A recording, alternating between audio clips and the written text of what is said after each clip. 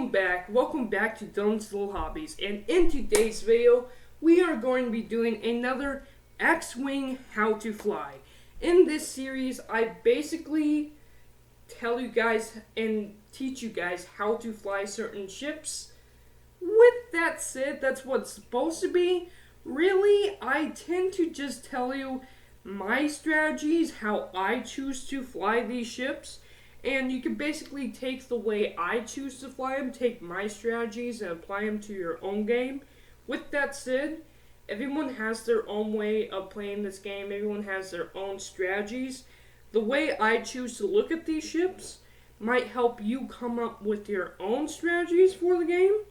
But nothing I say in this video is a has to be this way. It's more or less the way I do it, and the way I do it might help you. So, with that out of the way, let's go ahead and talk about X-wing how to fly. Which ship are we going to be flying in today's video? Alright, in today's video we are going to be talking about just the entire Rebels crew. Are you a fan of Star Wars Rebels? I am, to a certain extent.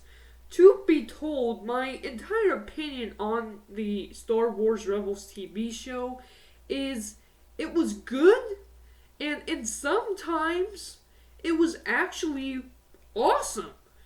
But the majority of the show, I feel like it could have been better.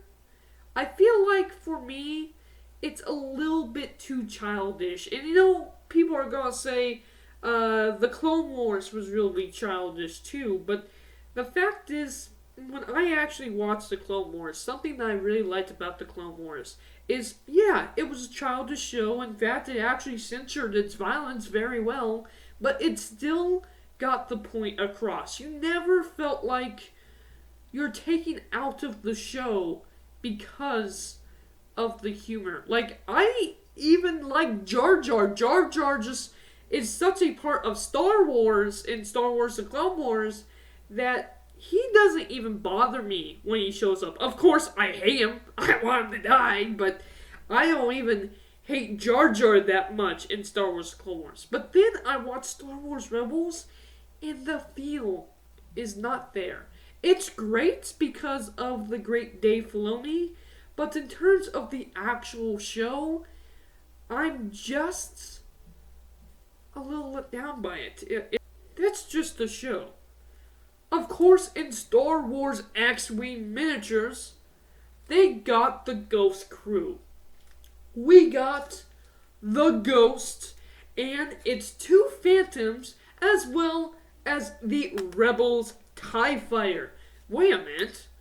A Rebels TIE Fighter? What's this about? The Rebels don't have a TIE Fighter, you say?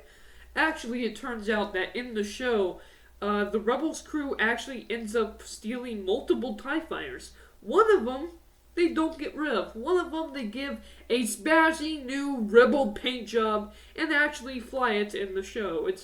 I actually really enjoy that, and the fact that they made that part of the Rebels X-wing miniatures game, I think it's just fun. Let's go ahead and look at the quick builds. And boy, the quick builds, just by the quick builds alone, you can see how many cards you're going to end up needing for the ships, and you can see that this is going to be a very, very very big threat level here. Now let's go ahead and take a look at the points cost. Wow, even the points cost, it's a pretty costly ship. But I mean, if you're just going to be flying the Rebels crew, I don't think the Ghost, in terms of the Star Wars X-wing miniatures game, is actually the strongest ship in the game. In fact, it's probably the weakest ship in the game. Especially for a medium ship, it just doesn't it just doesn't hold a candle to something like the Millennium Falcon, or even the Landed class shuttle ends up being a better ship to use than this one. And another problem that I kind of have with it is that it's so darn massive. You know what? I normally don't do this early in the video, but let's go ahead and look at the pictures of these ships and actually see the size difference. So here we got the Ghost, and this is the 1.0 Ghost, by the way. I absolutely do love the colorful design that this ship has. And not only that, but we also have its two Phantoms. Yes, in the show, the Phantom actually gets destroyed, it gets lost, and they actually pick up a new Phantom and it becomes part of it. In the 2.0 version, the Ghost actually comes with the 2.0 Phantom, and it can actually slide into the slot. As you can see, the 1.0 version just has the little ship in there, and then you get another little tiny Ghost with it. And then, of course, we have the Rebels TIE Fighter. I really do enjoy the Rebels TIE Fighter. I just like the fact that there is a TIE Fighter for the Rebels. I mean, it used to be whenever I played with my dad, he would always be Empire, and I love the TIE Fighter so much that what he would end up doing is he would be hogging all the TIE Fighters. And I'm like, dang! When I finally got the Rebels TIE Fighter, I was like, yes, I can use a TIE Fighter for the Rebels. It was so cool. With that said, it's still a TIE Fighter, and it comes with basically all the drawbacks on a TIE Fighter, and we'll talk about that in a second. Let's go ahead and look at some pilot cards. Here's the Ghost.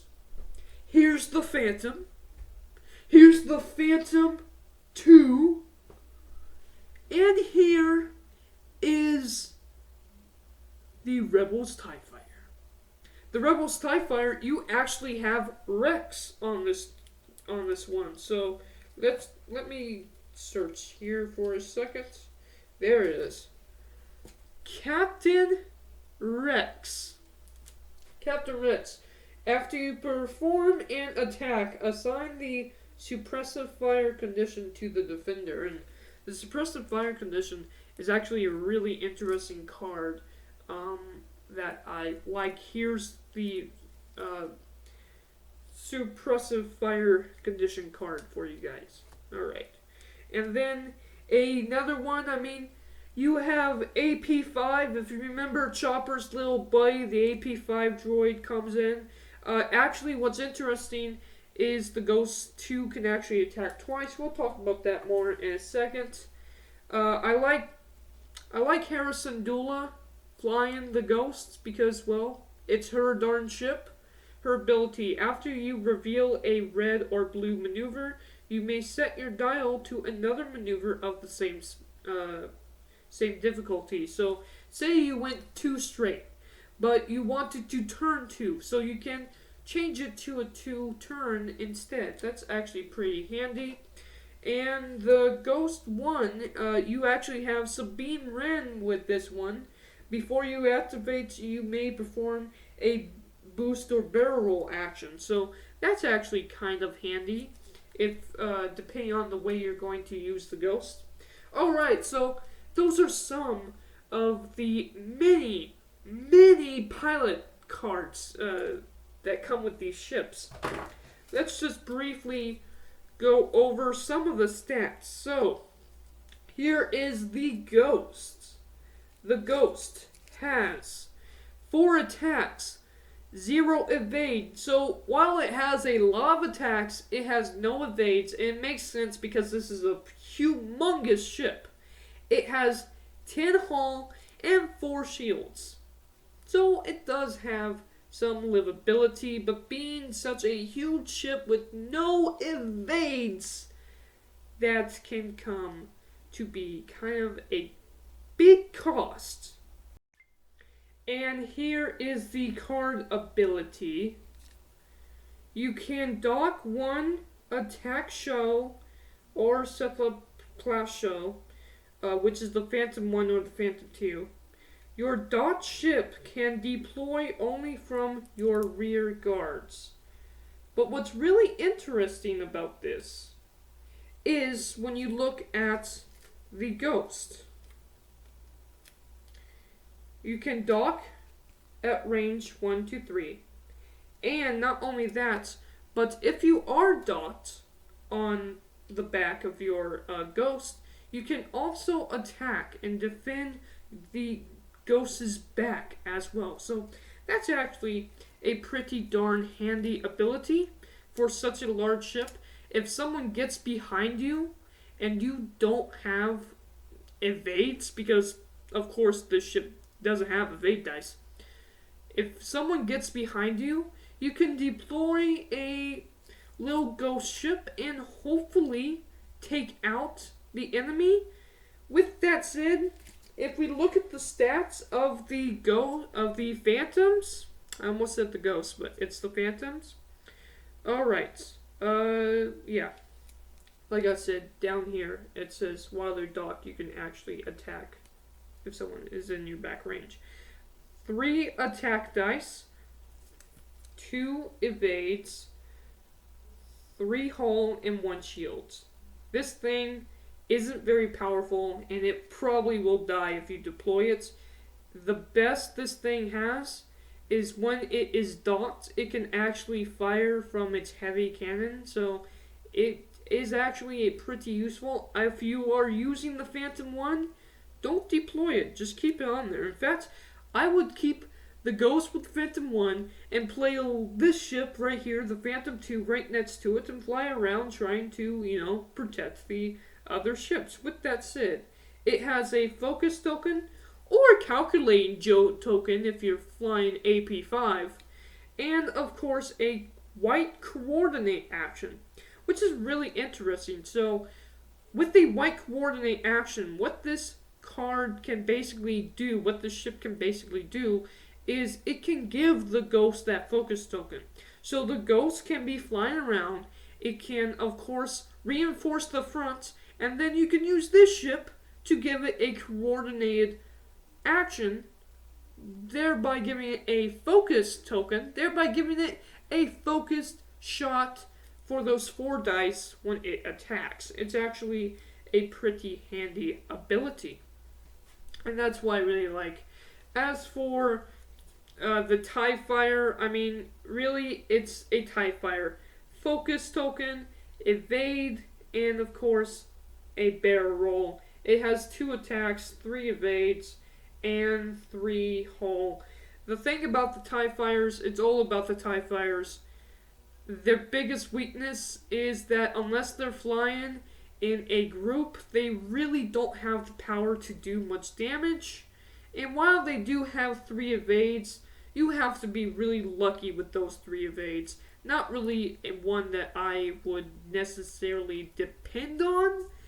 They're better used as a distraction, a decoy ship, and when it comes to the Rebels TIE Fighter here, it plays the same role.